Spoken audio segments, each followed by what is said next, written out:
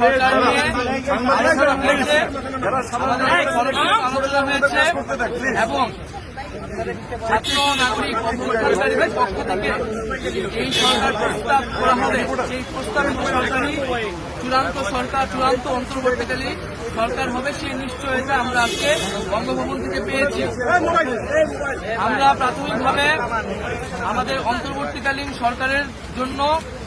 সরকারের প্রধান উপদেষ্টা হিসেবে সর্বজন গ্রহণযোগ্য নোবেল পুরস্কার বিজয়ী আন্তর্জাতিক খ্যাতিসম্পন্ন ব্যক্তিত্ব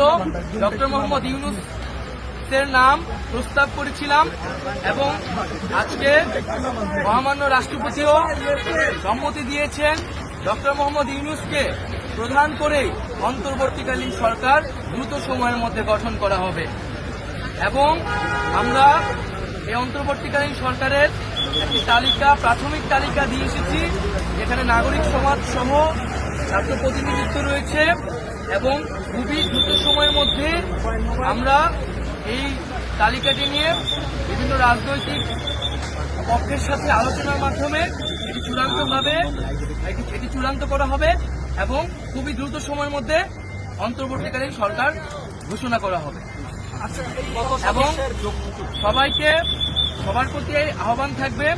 আজকে বাহিনী প্রধান এবং রাষ্ট্রপতির সাথে আমাদের দেশের বর্তমান পরিস্থিতি নিয়ে আলোচনা হয়েছে। রাষ্ট্রপতি এবং মহামান্য রাষ্ট্রপতি এবং তিন বাহিনী প্রধান অভ্যুত্থানকারী ছাত্র নাগরিকদের এ সম্মান জানিয়েছেন এবং পাশাপাশি দেশে যে ধরনের পরিস্থিতি চলছে, অরাজকতা এবং সহিংসতা আমরা দেখছি নানা ধরনের, তার প্রতি গভীর উদ্বেগ প্রকাশ করেছেন এবং আমরা সকলের প্রতি আহ্বান জানাবো যে অভ্যুত্থানকারী ছাত্র নাগরিকদের প্রস্তাবিত সরকারি বাংলাদেশে দ্রুত সময়ের মধ্যে ঘোষণা করা হবে। জনগণ যাতে সেই আস্থাটি রাখে এবং আমাদেরকে অবশ্যই সরকারি স্থাপনা, রাষ্ট্রীয় সম্পদ এবং আমাদের যে সংখ্যালঘু সম্প্রদায় রয়েছে তাদেরকে রক্ষা করতে হবে এবং পুলিশ বাহিনীকে,